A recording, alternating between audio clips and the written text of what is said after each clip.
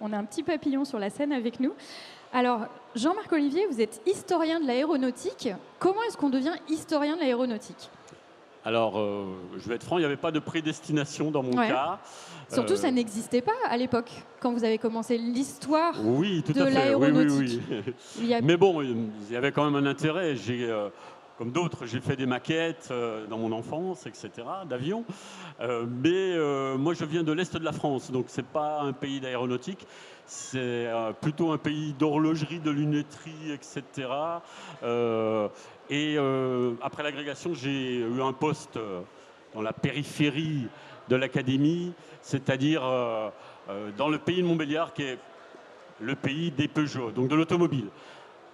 Mais en même temps, il faut comprendre qu'il y a des liens qu'on entend dans les noms entre le monde de l'horlogerie, par exemple, et les pionniers de l'aviation. C'est la précision ? La précision, oui, pour les tout premiers avions, la maîtrise technique, etc. Donc, les Peugeot, d'ailleurs, étaient au départ, avant l'automobile, bien avant l'automobile, étaient dans la maîtrise technique de l'acier. C'est que le lion Peugeot, en fait, c'est un signe du mordant des lames de scie des égoïnes Peugeot. Ils ont fait la première chose qu'on voit au musée Peugeot, personne ne regarde, c'est des ressorts pour des montres. Vous voyez. Donc, et l'horlogerie, de l'horlogerie, on est passé souvent à l'aéronautique. Au tout début, vous avez des noms en tête. Breguet, on peut prendre quelques exemples peut-être. Alors attendez, là on parle de vous d'abord avant de switcher. Bon. Donc vous avez d'abord fait vos études sur l'horlogerie, vous avez fait un doctorat sur l'horlogerie. Oui, horlogerie, lunetterie, petites industries de la montagne jurassienne, voilà. Donc sur l'histoire? En histoire, oui. De l'horlogerie. Oui, bien sûr. Et donc comment vous êtes passé de l'horlogerie à l'aéronautique, à l'aviation? Effectivement, il y avait un intérêt aussi sur que devient l'horlogerie ensuite, et le fait que des noms comme Breguet, qui sont des familles d'horlogers, passent dans l'aéronautique, ça m'avait intrigué. Bon, il y en a beaucoup d'autres, hein, Audemars Piguet, un autre horloger suisse, etc. Ou des gens du luxe. Hein. Blériot, par exemple, était dans le luxe. Il a fait des phares à acétylène. Il a fait fortune, et c'est après qu'il s'est lancé dans son Blériot 11. Donc c'est un monde complexe. Après, il y a les hasards de la vie, c'est-à-dire qu'une fois que vous avez soutenu votre thèse et que vous êtes qualifié, vous candidatez à des universités. Oui. Et parmi les postes possibles en histoire économique et sociale, je suis un héritier de l'école des Annales, il y avait un poste à Toulouse, entre autres. Un poste d'enseignant-chercheur. Voilà, maître de conférence. À Toulouse, maître de conférence, voilà, c'est les deux noms. Exactement, et j'ai été élu à Toulouse. Et donc là, c'était sur quoi? Alors, histoire économique et sociale. D'accord, et quand je suis arrivé, général? Oui, en général. Okay.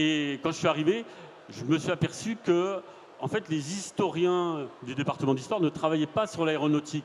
Parce que ça leur faisait un peu peur, c'était trop proche chronologiquement. Ouais, c'était plutôt les géographes, les sociologues, les économistes qui travaillaient. Donc il n'y avait pas d'histoire de l'aéronautique, il y avait de la sociologie, il y avait de l'économie de l'aéronautique, mais il n'y avait pas d'histoire de l'aéronautique. À l'université, oui. À l'université. Donc là, vous avez décidé de vous orienter vers l'aéronautique et de devenir historien de l'aéronautique. Parce qu'en même temps, s'offrait la perspective de sources assez extraordinaires.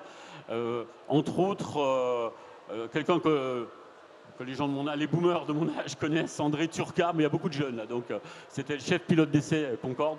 André Turca donc a eu 2 vies, il est devenu historien et il a déposé intelligemment toutes ses archives aux archives départementales de la Haute-Garonne. Donc on a à Toulouse des archives exceptionnelles, dans les archives de Voitine aussi.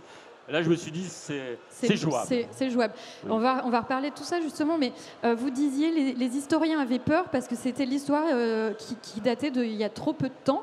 Oui. Comment on appelle ça? Parce que c'est un type d'histoire assez particulier. Tout à fait. On appelle ça l'histoire immédiate, donc ou l'histoire du temps présent.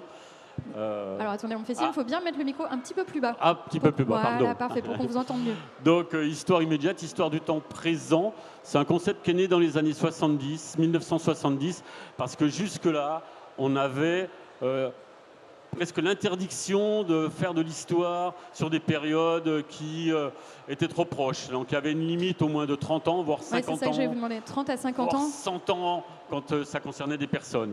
Donc les historiens étaient un petit peu bloqués, mais il y a eu une révolution chez les historiens dans les années 70, et entre autres un historien toulousain, Jean-François Soulet, qui a publié un que sais-je qui s'appelle l'histoire immédiate, puis un manuel en collection U sur l'histoire immédiate, qui a expliqué qu'on pouvait en étant objectif, quand même faire de l'histoire immédiate, de l'histoire du temps présent. C'est quoi les challenges de l'histoire immédiate comparé à l'histoire classique? Alors, pourquoi est-ce qu'avant on considérait que c'était pas possible? C'est qu'on accède à moins d'archives. Oui. Donc, il faut utiliser d'autres types de sources. Par exemple, le témoignage. Oui. Mais les témoignages, bien sûr, peuvent être biaisés. Donc, il faut en utiliser beaucoup, les croiser. Il faut essayer de trouver des moyens de contourner, d'arriver. On a une obsession pour les sources de première main, les sources vraiment directes en histoire. Et ça, c'est important. Ouais. Sources de première main, ça veut dire quand quelqu'un vous donne des documents qui n'ont pas été modifiés. Parce que le risque, des fois, c'est que les familles ne veulent pas donner les documents originaux. Par exemple, sur la guerre 14-18, j'ai un exemple anecdotique, si j'ai le temps. Allez-y, allez-y. Oui, une famille dont l'ancêtre avait été dans les tranchées et avait écrit au jour le jour son journal. Donc ça, c'est une source formidable. Oui. Jamais modifiée. Donc c'est vraiment... Parce que si c'est quelqu'un qui écrit ses mémoires après... Du coup, il y a la vision de la personne qui le lit. Il est mort en 1918, donc...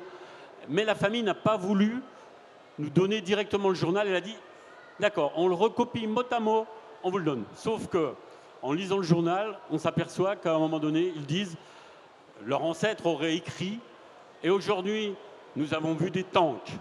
Problème, on est en 1915, le tank n'existe pas. En fait, ils avaient mal lu. Leur ancêtre avait vu des avions allemands qui s'appellent les Taube, T-A-U-B-E. Okay. Ils ont compris tank. Donc il y a toujours un risque quand on n'utilise pas la source vraiment de première main.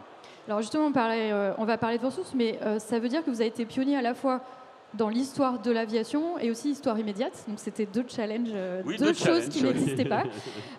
Donc justement, comment est-ce que vous nous avez parlé des sources directes? Comment est-ce que vous accédez à ces sources en général? Quelles sources vous utilisez? Comment est-ce que vous reconstruisez l'histoire de l'aviation, cette histoire immédiate? Alors, il y a quand même des archives déposées. J'ai parlé du fonds Turca, il y a le fonds de Voitine. Et maintenant, quand même, c'est l'avantage d'être à Toulouse. C'est-à-dire qu'à Toulouse, vos voisins, les maris des collègues de votre femme, tout ça, travaillent chez Airbus, travaillent chez Thales, travaillent chez Safran. Donc, ça permet des contacts. Alors après, il faut les rassurer. Moi, je suis à l'université de lettres et sciences humaines, donc à une étiquette un petit peu à gauche. Donc, il faut les rassurer. Alors, pour les rassurer, moi, je dis tout de suite, je ne suis pas... Oui, il faut peut-être mettre les diapos qu'on voit, oui, l'université. Je les rassure tout de suite en disant que moi, je suis historien avant tout, et donc je n'ai pas d'appartenance politique, syndicale. Je n'appartiens pas non plus à un groupe industriel, évidemment. Donc, je suis en quête d'objectivité. Ça les rassure. Parce que même les syndicats, par exemple, et paradoxalement, la CGT soutenait le projet Concorde et FO soutenait le projet Airbus, vous voyez. Donc, vous interrogez des syndicalistes et en fait, ils ne sont pas forcément objectifs. Donc il faut rassurer vos interlocuteurs, leur montrer que vous êtes vraiment là en quête d'objectivité et surtout croiser les sources, croiser les avis, les opposer, multiplier tout cela. C'est pas simple. Ouais. Et donc, quel type de sources? Donc vous avez dit il y a des archives qui sont déposées. Oui. Ça, c'est numérique, c'est papier? Alors, comment vous faites? Le plus souvent quand même, c'est papier. Ouais. On a le fameux fonds Turca. Turca a eu 2 vies dans sa vie. Chef pilote d'essai Concorde. Et ensuite, André Turca s'est passionné pour l'histoire et il a fait une thèse en histoire de l'art dans notre université. Et il a vu l'intérêt des sources? Ouais, c'est là qu'il s'est dit, l'histoire a besoin de sources. Et comme il avait tout gardé, même les dessins des enfants de maternelle qui lui ont envoyé les dessins du Concorde, il a tout gardé, même ce qui est critique vis-à-vis de Concorde, ce qui est pas évident, c'est un mythe, hein, Concorde. Et on va en parler juste après, je crois. Et donc, il a tout déposé aux archives départementales de la Haute-Garonne et il a dit accès libre. Donc ça a été classé, ça en accès libre et en partie mis en ligne. Donc ce genre de sources. Vous avez dit aussi des témoignages, donc vous allez parler aux gens? Bien sûr, oui. Il faut interviewer les gens, en particulier quand ils sont en retraite, parce que là, la parole se libère. Alors pour ceux qui ont connu l'aventure Concorde, ils ont entendu parler d'Henri Ziegler. Mais Henri Ziegler avait un fils, alors il était décédé quand je suis arrivé à Toulouse, mais il avait un fils toujours vivant quand je suis arrivé à Toulouse, qui s'appelle Bernard Ziegler, qui était le chef pilote d'essai Airbus. Okay. Et lui, il a beaucoup souffert du mépris des ingénieurs Concorde pour les ingénieurs qui travaillaient sur Airbus. Et donc quand je suis allé l'interviewer chez lui, il s'est libéré et il a dénoncé donc tout cela, dénoncé le fait qu'on ne parlait que de Concorde et jamais de l'Airbus, le premier Airbus, la 300B. que le Concorde, on l'appelait le bel oiseau, l'Airbus A300B, la grosse vache. Vous avez quelques photos à nous montrer après, justement. On peut avancer, on peut mettre quelques diapos. On va parler de tout ça, mais moi j'aimerais que vous nous disiez, donc avec toutes ces sources, comment on fait pour distinguer l'histoire de une histoire? Donc en gros, un mythe, quelque chose que les gens se répètent, et quelque chose de vrai. Comment vous faites pour faire la différence? Vous recoupez? Voilà, il faut recouper, il faut revenir aux sources directes, non modifiées, et proches chronologiquement des événements, sans recul, quoi. Est-ce que parfois il y a des sujets où vous n'êtes pas encore sûr de ce qui s'est passé parce que trop de sources... Alors on peut lancer les sujets on va dire polémiques. Pourquoi le Concorde a échoué commercialement? Voilà. Ouais. Là, on n'a pas encore les réponses complètes, mais la réponse classique qu'on entend souvent en France, c'est la faute des Américains, enfin les États-Unis aujourd'hui, c'est la faute des Américains, ils n'ont pas voulu l'acheter, ils sont protectionnistes, etc. C'est pas si simple, loin de là. Hein. Donc il va falloir attendre un petit peu avant d'avoir les bonnes sources et de savoir.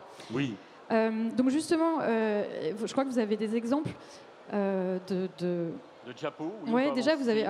Alors ça c'est le Blériot. Vous avez des images d'archives. 11. Ouais. Donc c'est le fameux Blériot qui a traversé la Manche, qui est ici, qui est au musée du Bourget. Côté là-bas. Allez le voir. Et donc les sujets d'histoire de l'aviation, ça peut être quoi par exemple?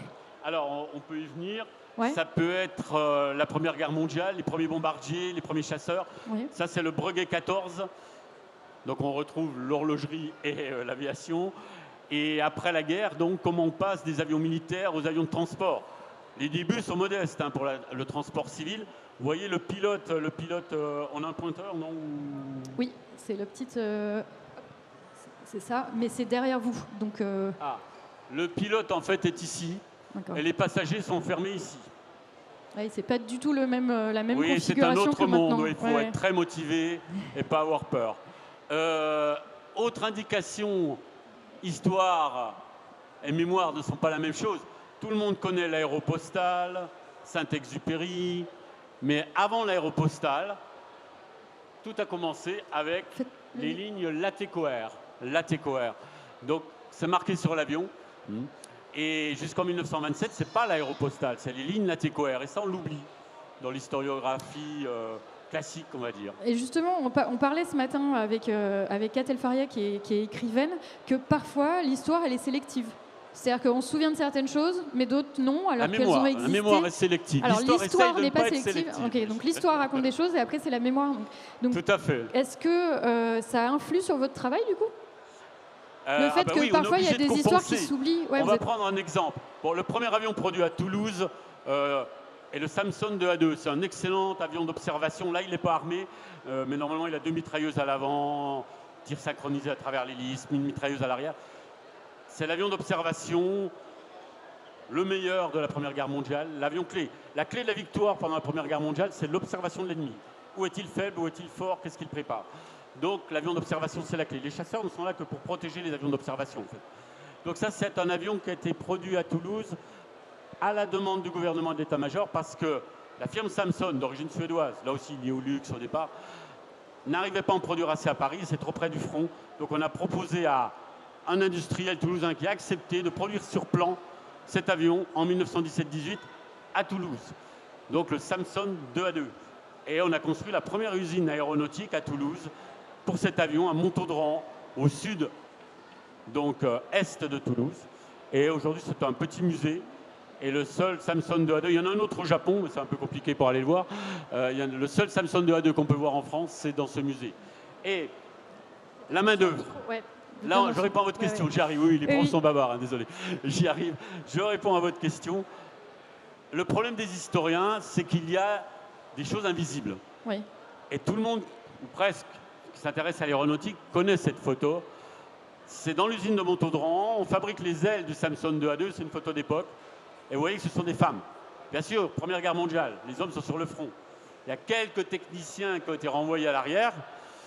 Mais l'essentiel des ouvriers, ou plutôt des ouvrières, sont des femmes. Les entoileuses. Elles tendent la toile, elles l'enduisent sur les ailes. Poste clé, très technique. Elles ont joué un grand rôle. Mais elles n'apparaissent que sur quelques photos d'époque. Dans les archives, elles n'apparaissent pratiquement pas. Jusqu'à une date récente, on n'avait aucun nom de ces entoileuses. Les femmes 19e et première moitié du 20e siècle sont les grandes invisibles. Même si elles produisent quelque chose, c'est vrai aussi dans l'horlogerie et la lunetterie, elles ne sont pas déclarées. Tout est déclaré au nom du mari. Donc, du elles coup, sont dites femmes au foyer. Donc du coup, il faut compenser, c'est ça? Il faut compenser. Et c'est pour ça là qu'il y a un étudiant qui fait son master uniquement sur l'identification de ces femmes. Et là, je réponds à votre question, il faut aller dans des archives ultra fines, comme on dit, faire de la micro-histoire, parce que les recensements, tout ça ne suffisent pas, on ne voit pas les professions des femmes. Il faut aller, entre autres, dans, bien sûr, l'état civil, mais des fois, ça ne suffit pas non plus. Et la seule source micro-historique, d'où la Microstoria née en Italie, et l'Alltagsgeschichte en Allemagne, donc c'est la suite des annales, ça, hein. Les seules sources où les femmes apparaissent, c'est quand il y a un problème, en fait. C'est les sources judiciaires. Une femme qui veut se séparer de son mari, etc. Là, on va dire qui elle est, ce qu'elle fait, pourquoi elle est autonome, et son nom va apparaître. Donc c'est avec les archives judiciaires qu'on arrive à recouper, à approcher ces femmes et à voir qui elles sont vraiment. Mais c'est un travail de fourmi. Et du coup, la micro-histoire, c'est vraiment aller dans le détail, c'est ça? Voilà, la micro-histoire, la microstoria, l'Alltagsgeschichte en Allemagne. C'est un courant qui n'est pas né en France, hein. Les annales sont nées en France, mais ce deuxième courant, ce nouveau courant, est né en Italie et en Allemagne. Donc c'est comme ça que vous arrivez à avoir le fin mot de l'histoire et surtout à récompenser. Voilà. Et il a réussi, cet étudiant, à faire ressortir des noms. Il a passé des heures et des heures. Est-ce que vous voulez passer peut-être la prochaine? Oui, on peut passer à la diapo suivante. Alors toujours, légende et histoire. Alors voilà, justement, entre légende et histoire. Un avion mythique, l'hydravion hexamoteur, donc 6 moteurs, l'ATECOR 631. Le plus connu des avions l'ATECOR. Petit souci, 6 avions produits, 2 s'écrasent, dont 1 avec tous les passagers. Avion de luxe, hein, vous avez un bar, vous pouvez dormir dans l'avion. C'est vraiment pour les élites, hein. On parle que de cet avion, pratiquement, alors que c'est un échec. Mais il est tellement beau, etc. Mais c'est un échec. Et en fait, l'ATECOR gagne de l'argent en vendant des avions militaires, en fait, des hydravions torpilleurs. Mais ça, on en parle moins. Et donc là, votre boulot d'historien, c'est de remettre la vérité en avant. Oui, bien sûr. Et de faire en sorte que on sache que finalement, cet avion, faire attention. On n'en a pas vendu Surtout tant que ça. Les avions, il y a beaucoup de mythes et il y a la réalité. Bon, il y a Air France. Il y a De Voitine aussi dans les grands débats. Tout le monde connaît Émile De Voitine D520, qui était le meilleur avion de chasse français. Mais on a une vision très critique. Et là aussi, les films peuvent être trompeurs.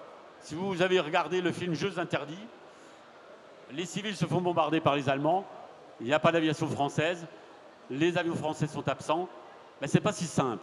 En fait, ces avions se battent très haut entre Messerschmitt Bf-109 et De Voitine D520. Et les De Voitine D520 et d'Émile De Voitine ont abattu pas mal de Messerschmitt Bf-109, en fait, parce que c'est un avion assez performant. Mais on ne les voyait pas? Mais on ne les voyait pas. Donc du coup, on se disait qu'il n'y avait rien. Comment? Du coup, on se disait qu'il n'y avait rien, c'est ça? Voilà, on est très critique vis-à-vis de l'aviation française pendant la Seconde Guerre mondiale, alors qu'elle s'est battue, en fait, hein, avec des pertes relativement importantes. Et ce qui a permis aux Anglais, aux Britanniques, de remporter la bataille d'Angleterre parce que la Luftwaffe était affaiblie suite à la campagne de France. Donc là, encore une légende. Là, c'était une légende négative, c'est plutôt l'inverse. C'est-à-dire qu'il y a des légendes positives parfois où on met sur un piédestal. A subi plusieurs procès. Pétain lui a fait un procès en disant « Vous n'avez pas produit les De Voitine des 520 assez vite ». Après, il a produit des De Voitine des 520 pour l'entraînement des pilotes allemands pendant la guerre. Donc, nouveau procès à la Libération. Il s'est enfui. Donc, c'est pour ça que le personnage ayant une image négative, il n'entre pas dans la légende. Alors que Pierre-Georges Latécoère, qui a collaboré aussi, il faut bien le dire, lui a produit des avions aussi pendant la guerre, mais il décède pendant la guerre. Donc, c'est plus facile d'entrer dans la légende et la mythologie. Et est-ce que vous avez encore un exemple peut-être de les grands mythes, mythe versus réalité? Alors, les grands mythes. Bon, la Caravelle est idéalisée. Oui, premier avion à réaction, biréacteur à l'arrière, assez révolutionnaire, etc., etc. Mais il y a une barre de rentabilité pour les avions approximative, hein. En général, on dit qu'un avion devient rentable à partir du moment où il y a 500 avions vendus. C'est 500 avions, quel que soit le type d'avion ou... Non, pour les avions de ligne relativement classiques, on va dire. Et même la Caravelle, c'est déjà un avion assez innovant. C'est sûrement un peu plus de 500. Mais il y en a eu qu'un peu plus de 200 vendus de Caravelle. Donc voilà, on a l'image d'un Caravelle très positive. Et la réalité, c'est que c'est un avion qui n'a pas gagné d'argent. Mais il y a pire. Évidemment, on arrive... Je crois que c'est votre histoire préférée, celle-là, non? Non. Bon, elle est un peu triste, mais bon, s'il y a des fanatiques du Concorde, vous pouvez aller prendre... Il est juste à côté, d'ailleurs, le Concorde. Il y en a un dans le hall, juste à côté. Je vais être un peu critique avec le Concorde. Alors, le Concorde, c'est formidable. Je vous rassure, j'ai une maquette du Concorde sur mon bureau, donc je ne suis pas anti-Concorde. Donc là, le Concorde, dites-nous, c'est lequel? Alors, le Concorde, les spécialistes l'ont reconnu. Le Concorde, c'est celui-là. C'est celui qui marquait Air France dessus, même pas besoin de pointer. Voilà. Là, c'est son grand rival, le Tupolev Tu-144 soviétique. On est au musée de Sinsheim en Allemagne, le seul musée au sud de Francfort, le seul musée au monde où vous pouvez voir dans le même musée et monter à l'intérieur et passer en dessous, train-sortie, un Concorde et un Tupolev Tu-144. Formidable musée des transports de Sinsheim. Alors, petit souci. Le Concorde, c'est formidable. Il est beau, il est impressionnant. C'est Paris-New York en 3h30, ça fait rêver quand même. Paris-New York en 3h30. Les gens qui utilisaient le Concorde chez Airbus me racontent, on allait prendre le Concorde vers 10h. On était prioritaire, bien sûr. On arrivait avec le décalage horaire et la vitesse de Mach 2, 2 fois la vitesse du son. On arrivait à New York à l'ouverture des bureaux. Pas mal. Ça fait rêver. Ça fait rêver aujourd'hui. Oui. Mais, petit problème. C'est de l'industrie aéronautique. 2 usines, hein. Une au Royaume-Uni, une à Toulouse. Production, 20 Concorde. 6 pour les essais. Concorde vendu, 14. Produit dans 2 usines. Chaque usine a produit 7 Concorde. Et là, pour cet avion-là, la rentabilité, elle se... Alors, la rentabilité n'est pas à 500 pour le Concorde. C'est un avion tout à fait nouveau. En plus, ça a été très très long, la mise au point. L'idée germe dans les années 50, se développe dans les années 60. Premier vol 1969. Mise en service 7 ans après, 1976. Jusqu'à 500 000 personnes occupées dans toute l'Europe par le projet Concorde. Ouais. 14 vendus. Donc, la barre de rentabilité, en fait, elle était plutôt... au moins à 1000 et peut-être à 2000. Oui, elle n'était pas à 14, quoi. Donc on est, si on est honnête, on est face peut-être... Jean-Emmanuel va m'assassiner parce qu'il présente, il fait visiter le Concorde. Mais c'est un historien, donc il est objectif, il est dans la quête d'objectivité. Prenons la barre de 2000 pour être dans la rentabilité. C'est très difficile d'établir ces chiffres parce que rien ne transparaît. Le Concorde en équivalent euro actuel, le prix du Concorde à l'époque en équivalent euro actuel, on va dire c'est 500 millions d'euros. 2000 fois 500 millions d'euros. Ça fait beaucoup. 1000 milliards d'euros actuels. Donc ça fait un petit trou financier de 1000 milliards d'euros. Probablement le plus grand désastre de l'histoire économique de la France et du Royaume-Uni. D'ailleurs, si le Royaume-Uni ne rentre pas dans le projet Airbus, c'est parce qu'ils sont complètement endettés par Concorde et ils ne veulent plus mettre un sou dans l'aéronautique. La France, avec l'aide de l'État, la volonté étatique, elle continue et elle ouvre la porte aux Allemands pour le projet Airbus. Et là, vous, qui apporte l'argent, bien sûr. Votre point de vue d'historien, c'est vraiment essayer de comprendre cette légende Concorde, de voir ce qui s'est passé. Oui, bah, on comprend Parce qu'on parle de mythe versus réalité, là, mais... Oui, le premier vol du Concorde, vous avez des milliers de personnes qui viennent spécialement à Toulouse voir le premier vol, le 2 mars 1969. Alors, je suis pas sectaire, on a écrit un livre, on peut le faire circuler si vous voulez. Oui, on peut. Vincent, attendez, ne bougez pas. Ah, merci. C'est en anglais, j'ai plus la version française, elle est épuisée. Et d'ailleurs, si vous avez des questions, n'hésitez pas à partir de maintenant. Oui, le premier vol, c'est un succès. Premier vol de l'Airbus A300B, personne ne s'en souvient. On peut faire circuler Airbus. Allons-y. Voilà. Et donc là c'est pas Airbus, c'est un Tupolev, donc c'est un avion similaire. Alors c'est le grand rival, parce que ça a occupé, André Turca est au journal de 20h, la rivalité, on est en pleine guerre froide encore, hein, en 69. La rivalité, en fait, entre Concorde et le Tupolev Tu-144 est une rivalité mondiale. Les Boeing se retirent assez vite. Il y avait un projet de Boeing 2707, la géométrie variable, Mach 3, mais très vite abandonné. Même la version plus simple, il n'y a qu'une maquette en bois dans l'un des musées de Seattle, c'est tout. Les États-Unis avaient pressenti que ce ne serait pas rentable. Ce n'était pas l'avion qu'il fallait faire. Ils ont préféré, Boeing, miser sur le 747.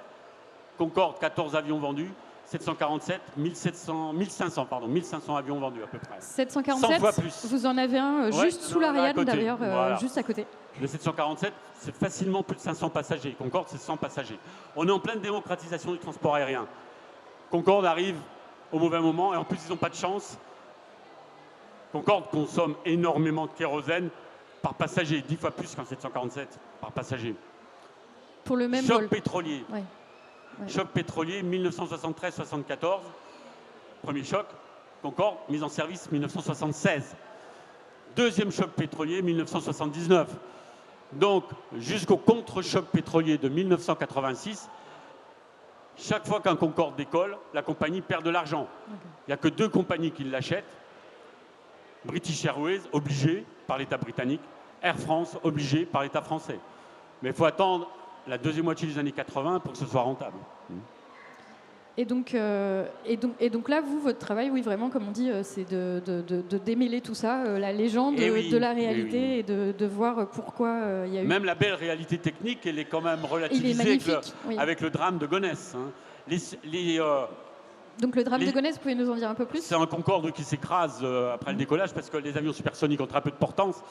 Donc il y a une pièce métallique, on accuse la pièce métallique, mais ce n'est pas la seule responsabilité, qui déclenche un incendie.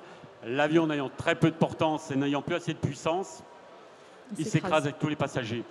Mais avant cela, il y avait eu ici, au Bourget, en 1973, en pleine démonstration, le Concorde fait une démonstration magnifique. Les Soviétiques veulent faire mieux. Visiblement, ils débranchent les sécurités du Tupolev Tu-144. Et en pleine démonstration, le Tupolev Tu-144 s'écrase au Bourget en 1973. Okay. Toutes les démos ne se terminent pas forcément bien. Je crois que vous avez d'autres avions. Vous nous avez parlé de la grosse vache. Oui, la voilà, l'Airbus donc qui n'est pas une vache, hein, qui est un avion. Oui, qu'on appelait la grosse vache. Alors, Bernard Ziegler, lui, était fâché, bien sûr, de ce mépris. Mais après, comme le Concorde se vend très mal et que l'Airbus passe la barre des 500, 561 Airbus A300B vendus, ça relance l'aéronautique, ça sauve l'aéronautique en France et en Europe occidentale. Et le mot de Bernard Ziegler, c'est la grosse vache est devenue la vache à lait. Donc cet avion qui n'avait pas bonne presse au final, hein, qui n'était pas aussi mythique, finalement c'est très bien vendu. Voilà, parce qu'il plaît aux compagnies. Alors c'est un moyen courrier, c'est pas un long courrier, mais c'est un moyen courrier facile à remplir. On le ramène à 250 passagers à la demande des compagnies. C'est pour ça, au début, il s'appelle A300, il était prévu pour 300 passagers. Mais les compagnies veulent pouvoir le remplir plus facilement. On a abandonné les réacteurs Rolls-Royce pour des réacteurs moins puissants, mais états-uniens, des réacteurs General Electric. Donc, on passe de 300 à 250 passagers. Mais les réacteurs qui viennent des États-Unis, ça, c'est une carte de visite pour vendre aux États-Unis. Et il y a la fameuse commande. En fait, Airbus, entre cet avion donc, fait son premier vol en 1900... Pardon, il faut que je le montre plutôt là, c'est plus intelligent. Cet avion fait son premier vol en 1972. Il est mis en service en 1974. Mais lui, il ne souffre pas du choc pétrolier parce qu'il est économe en kérosène. Et les premières ventes sont difficiles. D'accord. Alors Airbus décide de prêter gratuitement 4 Airbus A300B à une compagnie états-unienne, Eastern Airlines, qui est dirigée par un astronaute célèbre aux États-Unis qui s'appelle Frank Borman. C'était un échantillon un peu. Oui, Frank Borman les fait utiliser et il en conclut que c'est un excellent avion. Et il passe une commande en 1978. C'est une commande assez mythique chez Airbus. C'est ce qui lance Airbus. C'est la commande donc Eastern Airlines de 1978. Vous avez un article dans notre revue Nacelle au pluriel. Faites revue Nacelle sur Google, vous tomberez dessus. Cette fameuse commande de 1978 qui lance Airbus parce que pour la première fois après 1945, un avion franco-allemand, attention, se vend aux États-Unis. Et le marché des États-Unis, c'est le principal marché à cette époque. Donc cet avion, finalement, il est devenu la vache à lait. Oui, Frank Borman, on ne peut pas le critiquer, même s'il y a un protectionnisme économique très fort. Hein, c'est une tradition, comme vous pouvez le constater encore aujourd'hui. Frank Borman, c'est un héros. Il a été en orbite autour de la Lune en 1968. Donc avant Armstrong, Aldrin, Collins. Il est moins connu en France, mais aux États-Unis, il est très connu. En plus, il a créé une compagnie aérienne. Donc il ne peut pas être critiqué. S'il dit c'est le meilleur avion, c'est celui-là qu'il nous faut, ça passe. C'est banco. D'ailleurs, si vous avez des questions, toujours, n'hésitez pas, levez la main à tout moment. Alors, là, vision comparée... oui, ça, c'est du coup la différence entre le Concorde et l'Airbus, ouais. Oui. Alors, donc l'Airbus A300, c'est celui qu'on a vu juste avant. Hein. Ça, c'est l'intérieur de Concorde. Et ça, c'est l'intérieur, en partie, parce qu'il y a encore une rangée de 2 sièges là, sur la gauche, de l'Airbus. La grosse vage, très large, mais idéal pour transporter un maximum de passagers. Donc le Concorde est très fin. Oui, le Concorde est très fin. Pour l'aérodynamisme. Oui, très bas. Vous pouvez vraiment le. Il y a un seul musée au monde, on peut voir un Concorde et un Airbus A300B et passer de l'un dans l'autre. Je suis désolé, c'est Paul Bourget. Désolé, Jean-Emmanuel. C'est le musée Aéroscopia à Toulouse. Concorde, ça Jean-Emmanuel me le racontait encore hier. Concorde, 20 avions produits, 18 conservés dans des musées ou dans les aéroports. Dont un au Bourget, deux Oui. Deux, hein, oui. Alors il y en a un qui s'est écrasé, donc pas possible. L'autre, il a servi de pièces détachées. Donc les 18 qui restaient sont tous mis en exergue. Airbus A300B, 561 avions, un seul conservé dans un musée. Et à Toulouse, vous pouvez passer de l'intérieur du Concorde à l'intérieur de l'Airbus A300B avec une passerelle. Et là, vous comprenez tout. La réussite commerciale de l'un, l'échec de l'autre. En plus, ils ont fait des planchers transparents, mais je crois que vous n'avez pas reproduit sur le diapo. On ne voyait pas, on voyait pas très bien. Donc, allez à Toulouse. Et donc, les planchers transparents permettent de voir que dans l'Airbus A300B, on peut rentrer directement le conteneur avec les valises. Donc, pour les compagnies aériennes, c'est le paradis. C'était plus simple. Ouais, c'était plus très simple. rentable. On peut avancer. Qu'est-ce que j'ai après Alors, la rivalité Airbus-Boeing, là aussi, attention, c'est pas facile. Parce qu'on est dans des univers apologétiques. Alors, chez Boeing, comme chez Airbus, hein, évidemment. Les sites sont des sites mis en exergue. Alors, la capitale, Airbus, c'est quand même Toulouse, plus qu'Hambourg, même s'il y a des chaînes de montage. Parce que les Allemands ont accepté qu'il n'y a qu'une chaîne de montage à 300B, elle est à Toulouse. Aujourd'hui, il y a une nouvelle famille d'Airbus, les 320, ou A320, à Hambourg et ailleurs, y compris aux États-Unis aussi. Mais à l'origine, bon, Toulouse est vraiment la capitale, on peut même dire européenne, voire mondiale de l'aéronautique, parce que Seattle a eu des soucis. Vous savez que le siège social, en fait, a été déplacé. Seattle, dans l'État de Washington, donc là, on est au nord, donc ouest des États-Unis, côté Pacifique. Seattle, c'est la ville de Boeing, Bill Boeing, qui travaillait le bois, etc., et qui est passé aux avions assez tôt, au début 20e. Donc c'est la ville de Boeing, on est dans l'apologie de Boeing. Vous arrivez à Seattle, vous avez des publicités Boeing dès l'aéroport. Toulouse a mis plus de temps à s'approprier son patrimoine aéronautique. Et ce qui s'est passé, c'est que Airbus, alors avec l'aide aussi des États, a continué à investir dans la recherche, alors que Boeing a voulu faire du profit immédiat. Et quand Airbus a développé une famille d'avions innovantes, électronique embarquée, etc., la fameuse famille de l'A320 qui va de l'A318 à l'A321, donc idéal pour les compagnies aériennes, Boeing n'a pas voulu, le siège social n'est plus avec l'usine, les ingénieurs voulaient, mais les dirigeants et les actionnaires, qui d'abord ont été à Chicago et maintenant sont à côté de New York, voulaient du profit immédiat. Un nouvel avion, ça coûte très cher. Donc ils ont préféré modifier le 737 et ils ont créé le 737 MAX avec des plus gros réacteurs, ce qui déséquilibre l'avion, d'où tout un système d'électronique de compensation que les pilotes n'ont pas toujours maîtrisé au début, d'où les 2 crashs aériens.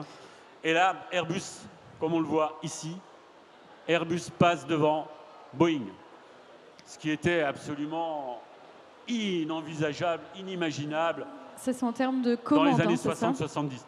Commande, livraison, à tous les niveaux maintenant. Et pour toutes ces infos Boeing, Airbus, quand là on compare, ces archives, vous les avez où? Parce que donc il y en a à Toulouse.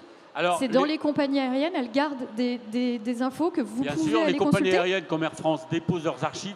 Alors là, c'est plutôt aux archives nationales. Pour ce qui est militaire, c'est le service historique de la défense, le SHD, Vincennes. Boeing, c'est plus compliqué. Parce que mais je travaille avec un collègue états-unien, je peux donner son nom, Guillaume de Sion, qui a des accès quand même privilégiés. On peut.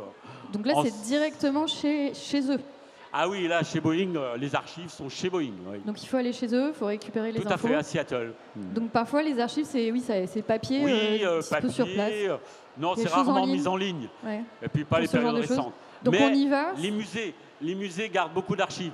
À Seattle, par exemple, entre Seattle et Vancouver, vous avez 5 musées de l'aéronautique. Et avec énormément de documents conservés, etc. etc. Donc c'est là qu'on va. Donc je suis allé faire ce pèlerinage. Alors je ne disais pas que j'étais français, je disais que j'étais suisse. Sinon, on vous ferme la porte tout de suite, surtout si vous dites que vous venez de Toulouse en plus.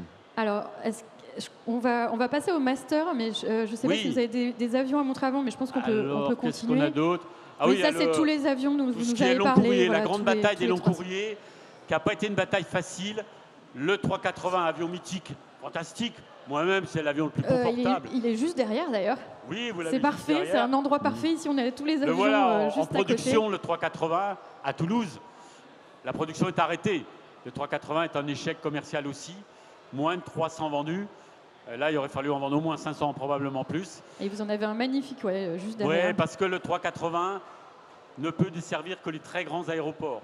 Et aujourd'hui, le premier réflexe que vous avez, c'est que vous voulez aller par un vol direct d'un point à un autre. Vous ne voulez pas passer par un hub et perdre du temps en sécurité et tout ça. Donc le 380 a été concurrencé par un Boeing, le 787 Dreamliner, celui qui vient de s'écraser en Inde, qui lui a eu beaucoup de succès et a failli tuer Airbus à nouveau. Airbus a été en très grande difficulté. Heureusement, l'État, les États, les sous-traitants aussi, ont accepté de financer, après les pertes du 380, de financer un long courrier biréacteur concurrent du 787 Dreamliner, c'est le 350, l'Airbus A350. Qui est là-bas, au bout du tarmac. Et qui lui est très performant, parce que ce sont des avions très légers, qui intègrent plus de 50% de matériaux composites. D'ailleurs, les matériaux composites, c'est ce qu'on a derrière au Paris Air Lab. On a un siège en matériel composite, donc c'est des matériels recyclés aussi de plus en plus maintenant. Mais c'est surtout des matériaux très très techniques. Et très solides, très légers. Très rigides et très légers.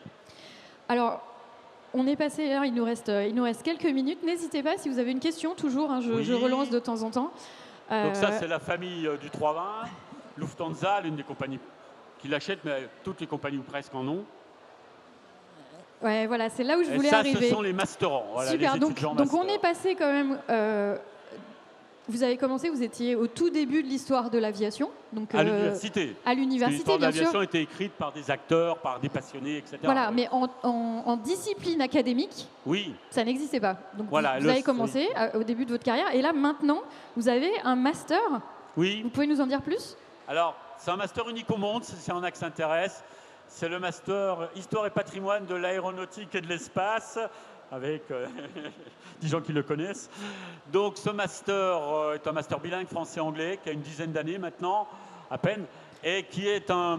Alors là, c'était, parce qu'il a fermé malheureusement, c'était notre restaurant. On se retrouve, on fait des journées d'études et on se retrouve entre masterants, doctorants et profs au restaurant. Donc master qui permettait après de faire une thèse de doctorat sur ce sujet. Alors après, on peut continuer en thèse, vous trouvez du travail, pas seulement dans l'enseignement, mais aussi beaucoup dans tout ce qui est communication, journalisme aéronautique. Ça a beaucoup de succès. Le musée le plus visité à Toulouse, c'est le musée Aéroscopia. Pourtant, il n'est pas au centre-ville, il n'est pas facile à joindre. Et donc, ce musée Aéroscopia accueille 200 000 visiteurs par an, presque autant que le Bourget, le musée du Bourget. Donc, c'est assez spectaculaire. Et aussi en journalisme, etc. Ils ont des tas de débouchés. Et donc, certains continuent en thèse. Justement, est-ce que vous pouvez nous donner quelques sujets? Donc là, on voit des textes. Oui, alors on va voir. Olivier Pontreau, alors lui c'est un collègue en même temps, mais il est passionné d'histoire. Il fait une thèse d'histoire sur l'histoire des aiguilleurs du ciel, l'histoire du contrôle aérien. Il est prof à l'ENAC en même temps, mais passionné d'histoire. Là, vous avez... C'est très international, très interdisciplinaire. Ça, c'est un Airbusien. On invite des Airbusiens pour qu'ils nous parlent. Là, vous avez Cécile Braun, qui est à l'INALCO, qui fait du japonais, mais en même temps qui fait une thèse en histoire et qui vient de la soutenir brillamment sur les débuts de l'aviation civile japonaise. Super. Quel type de sujet? Là, c'est un collègue brésilien, les évolutions récentes de l'armement. Vous avez une multitude de sujets. Sur les femmes aussi dans l'espace, oui. Donc, sur les entoileuses, sur... là, on a même sur des des thèmes compliqués. Là, c'est une collègue japonaise, Yuki Kadomiko, qui travaille sur le phénomène des kamikazes. Kamikaze en japonais. Ce que ça signifie au Japon, est-ce que ça signifie en France? Pas du tout la même chose. Donc c'est assez intéressant, c'est une approche presque linguistique, là, oui. Donc, oui. Donc là, pour terminer, vous avez commencé, vous étiez un des pionniers académiques de l'histoire de l'aviation. Et maintenant, donc, il y a ce master, vous avez des étudiants en thèse, donc ça devient vraiment un travail d'équipe d'histoire de l'aviation. On travaille beaucoup en équipe parce qu'il y a tellement d'archives, tellement de témoignages. Ici, vous avez un étudiant libanais qui travaille sur l'histoire de l'aviation libanaise, vous voyez, donc Elia Biantoun, merci d'être là. Donc il y a vraiment une multitude de sujets. Et donc là, on va conclure, on arrive à la fin de cette session. Je crois que vous avez éventuellement des... Déjà, vous venez de publier un livre il y a quelques jours. Ah oui, on peut le faire circuler, oui, pardon. On peut le montrer. Et vous avez donc des conseils de bibliographie, de choses à lire, si vous avez envie d'en savoir plus sur tout ce qu'on a raconté. Oui. Alors, il y a une multitude de livres sur l'aviation. Conseil, privilégiez des livres qui ont une approche quand même rigoureuse, scientifique, écrits plutôt par des gens assez neutres, donc des gens qui ne sont pas Airbusiens ou travaillant chez Boeing ou avec des opinions politiques trop marquées. Et souvent, il faut des livres collectifs. La plupart des livres qu'on voit ici sont collectifs. Hein. Pour avoir plusieurs points de vue sur... Voilà, là, ça a été écrit avec des masterants, les métiers de l'aviation, parce qu'elles avaient fait leur master sur l'histoire de l'aviation. Dans l'histoire de Toulouse, on a un chapitre Histoire de l'aéronautique à Toulouse avec mon collègue et ami Jean-Marc Zuliani. Là, c'est un de mes anciens doctorants, le livre qui circule, qui s'appelle Claire Juillet. Claire sans eux, c'est un garçon. Et on a travaillé ensemble sur une histoire des industries aéronautiques en Europe, une synthèse de Blériot donc à Airbus, parce que le premier avion produit de manière quasiment industrielle, c'est le Blériot 11, presque 1000 produits avant la Première Guerre mondiale. Après, il y a des petits livres comme ça qui sont pratiques, des synthèses objectives. Il faut vérifier que le livre renvoie à des archives, si possible aussi... Des archives citées. Hein, voilà, des archives citées de première main, des notes en bas de page, qui a un appareil critique. Voilà. Okay. Est-ce qu'on a des... La TCOR, oui. L'histoire de l'armée de l'air, on est en train de préparer la nouvelle édition actualisée, l'histoire de l'armée de l'air. On travaille avec les gens de l'armée de l'air et de l'espace. Hein. Avec Jérôme de Lespinois, on a participé à son histoire de l'armée de l'air et de l'espace, par exemple. Donc moi, je suis ouvert. Je travaille avec tout le monde. Ouvert et neutre. Ouvert et le plus neutre possible. Je suis à moitié suisse, c'est un peu plus facile. Est-ce qu'on a des questions avant de terminer cette session ? Non ? Très bien. Écoutez, merci beaucoup Jean-Marc. Merci. Merci pour cette session passionnante qui clôture la scène du Paris Air Lab. Merci à toutes et toutes.